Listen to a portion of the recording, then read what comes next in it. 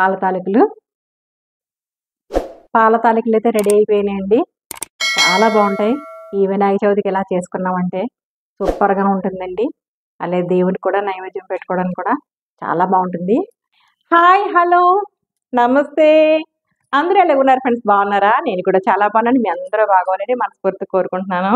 చాలా రోజులైంది కదా ఫ్రెండ్స్ వీడియోస్ చేసి. మరి ఈ రోజు వీడియో చేయాలనుకుంటున్నాను. వినాయక చవితి స్పెషల్ పాల తాలికలు. పాల తాలికలు అనగానే చాలా మందికి పాలు విరిగిపోతూ ఉంటాయండి. అలా విరగకుండా ఏ విధంగా చేసుకోవాలని చూపించేస్తాను. పాల తాలికలు వచ్చేసేయండి. మనకి చిల్లక చూసే పాల తాలికలు తయారు చేసుకోవడానికి మొదటగా స్టవ్ వెలిగించుకున్నామండి. స్టవ్ మీద బౌల్ పెట్టుకున్నాను. ఇదిగో ఒక గ్లాసు వాటర్ మనం ఇలా వేసేసుకుందాం. గ్లాస్ మీద కొంచెం ఇదే గ్లాస్తో మనం పిండి కొలుచుకుంటాం కాబట్టి గ్లాసున్నర వాటర్ వేసుకోవాలండి. వేసుకొని వాటర్ని మరిగించుకుందాం. ఇప్పుడు మనం వాటర్ పెట్టుకున్నాం కదండి. వాటర్ మరగడానికి రెడీగా ఉంది. 2 స్పూన్లు బెల్లం తురుమండి. మన ఇష్టం. బెల్లం తురుము వేసుకుంటే మనం తాలికలు చేసేటప్పుడు కొంచెం తీయగా ఉంటుందండి. ఇందులో వేసుకున్నట్టయితే కనుక వేసుకుని మరగపెట్టుకుందాం. వాటర్ మరుగుతుందండి. ఇప్పుడు మనం ఈ గ్లాస్తో తీసుకున్నాం కదా, గ్లాసున్నర. ఇదే గ్లాస్తో మనం ఇది పొడి బియ్యం పిండి అండి, తడి బియ్యం పిండి కాదు. పొడి దాంతో మనం చేసుకుంటున్నాం అనమాట. ఇందులో మనం ఇలా వేసేసుకుందాం. మొత్తం అంతాను ఇలా వేసేసుకొని మొత్తం అంతా పిండి వేసేసుకున్నామండి. వేసేసుకొని చక్కగా మనం ఇలా కలిపేసుకుందాం. మొత్తం అంతా ఇలా కలిపేసుకొని చక్కగా మనం పిండి వేసుకున్నాం కదా, చక్కగా ఇంకిపోయింది, ఉడికిపోయింది. మనం స్టవ్ ఆఫ్ చేసేసుకుందాం. స్టవ్ ఆఫ్ చేసేసుకొని స్టవ్ మేంచి దించేసుకున్నామండి. మనం ఇప్పుడు మూత పెట్టుకొని ఓ 15 నిమిషాలు అలా వదిలేద్దాం, చల్లారనిద్దాం. స్టవ్ వెలిగించుకున్నామండి. మళ్ళీ స్టవ్ మీద ఒక బౌల్ పెట్టుకుని ఇప్పుడు బెల్లం తురుమండి. ఈ కప్పుతో మనం ఈ గ్లాస్తో ఫుల్గా తీసుకున్నాం కదా పిండి, ఇగో దీంతో ఈ గ్లాస్ తోటే ఫుల్గా ఒక గ్లాసు, ఇంకొక అర గ్లాస్ కూడా వేసుకుంటున్నానండి. బెల్లం మీరు తినేదాన్ని బట్టి అడ్జస్ట్ చేసుకుని వేసుకోండి. ఒక గ్లాసు వాటర్ వేసుకుంటున్నాం. ఇందులోను బెల్లాన్ని కరగనిద్దామండి. పాకం రావవసరం లేదు. బాగా కరిగిపోతే సరిపోతుంది అనమాట.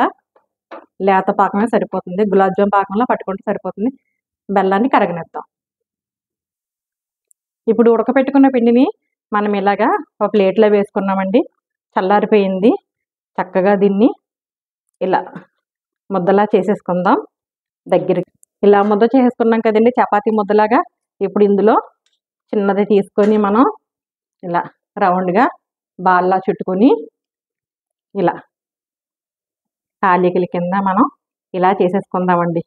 మొత్తం అన్నీ ఇలా సమాన సైజులో తాలికల కింద ఒక్కొక్కటి మనం ఇలా చక్కగా ఇలా అనుకుంటే వచ్చేస్తుంది కదండి. ఇదిగా చక్కగా మనకి ఏ సైజు కావాలంటే ఆ సైజులో మనం ఇలా చక్కగా చేతితో చేసుకుంటే మొత్తం అన్నీ అలాగే చేసేసుకుందామండి. చేసి చూపిస్తాను. ఇదిగోనండి, మనం తాలికలు ఇలా పొడవుగా తయారు చేసేసుకున్నాం. మొత్తం అన్నీని తయారు చేసేసుకుని పక్కన పెట్టేసుకుందాం. ఇప్పుడు అందులోనే కొంచెం పిండి తీసుకున్నానండి. పిండి ముద్ద తీసుకుని పిండి ముద్దలోనే మనం కొంచెం వాటర్ వేసుకొని ఇలా ఈ పిండి ముద్దలో వాటర్ వేసుకుని ఇలా కలిపేసుకొని చక్కగాను పక్కన పెట్టేసుకుందామండి. అది ఎందుకో చెప్తాను తర్వాత మీకు. వాటర్ వేసుకుని ఇలా కలుపుకున్నాం కదండి, పిండిలోను పక్కన పెట్టేసుకుందాం. ఇప్పుడు స్టవ్ మీద మనం బెల్లం పాకం తయారు చేసుకుంటున్నాం కదండి. ఇదిగో చక్కగా బెల్లం కరిగిపోయింది. తీగ పాకం రావసరం లేదండి, ముద్ర పాకం రావసరం లేదు. ఇలా పాకం కింద సరిపోతుంది. స్టవ్ ఆఫ్ చేసుకొని మనం చల్లారి పెట్టేసుకుందాం. దీన్ని బెల్లం పాకాన్ని పక్కన పెట్టేసుకున్నామండి. చల్లారనిద్దాం. ఇప్పుడు 1 లీటర్ పాలు తీసుకుని గిన్నె పెట్టుకున్నాం. స్టవ్ వెలిగించుకున్నాం. లీటర్ పాలు మనం ఇందులో వేసేసుకున్నాం. పాలు మరిగించుకుందామండి. ఇప్పుడు ముందుగా కడిగి పెట్టుకున్న 10 నిమిషాల ముందు కడిగి పెట్టుకున్న సగ్గుబియ్యం నానబెట్టుకుని కడిగి పెట్టుకున్నామండి ముందుగాను.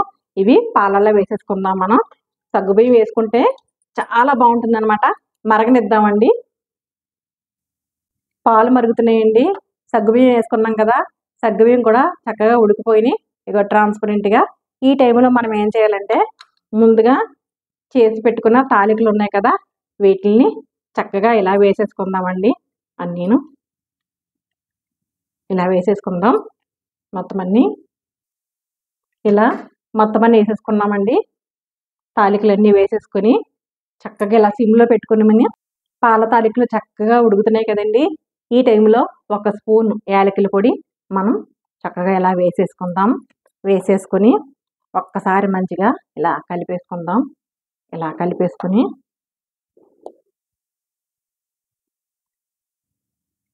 చూసారు కదా, పాల తాలికలు చక్కగా ఉడికిపోయినాయండి. చక్కగా ఉడికిపోయినాయి కదా. ఇప్పుడు స్టవ్ ఆఫ్ చేసేసుకుందాం. స్టవ్ ఆఫ్ చేసేసుకొని ఇలా ఉంటుండగానే పాల తాలికల్ని స్టవ్ మీద నుంచి దించేసుకోవాలండి. కొంచెం ఇంకా చిక్క పడిపోయిందంటే మరి బెల్లం పాకాన్ని పెట్టుకున్నాం కదండి. ఇప్పుడు ఇందులో వేసేసుకుందాం. పాల తాలికల్లో పూర్తిగా చల్లారి ఉండాలండి బెల్లం పాకం.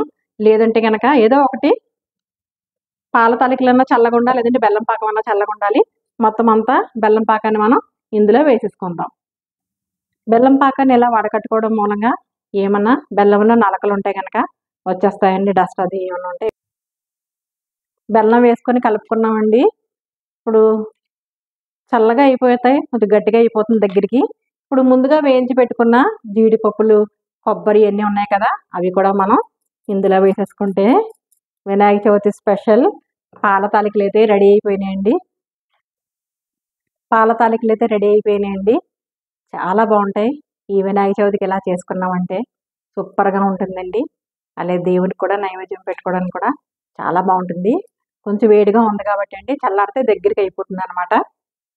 ఇంతేనండి, పాల తాలికలు అయితే రెడీ అయిపోయినాయండి. చవితి స్పెషల్ పాల తాలికలు చాలా బాగుంటాయండి. మరి నచ్చిందా? మీకు కూడా నచ్చినట్టయితే లైక్ చేయండి, షేర్ చేయండి, సబ్స్క్రైబ్ చేసుకోండి ఫ్రెండ్స్.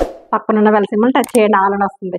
ఆల్ కూడా టచ్ చేసినట్టయితే నేను పెట్టిన ప్రతి వీడియో నోటిఫికేషన్ రూపంలో వస్తుంది. మరి ఒక రెసిపీతో, మరి ఒక వంటకంతో మీ ముందుకుంటాను. మరి అంతవరకు అందరికీ వినాయక చవితి శుభాకాంక్షలు. హ్యాపీ వినాయక చవితి.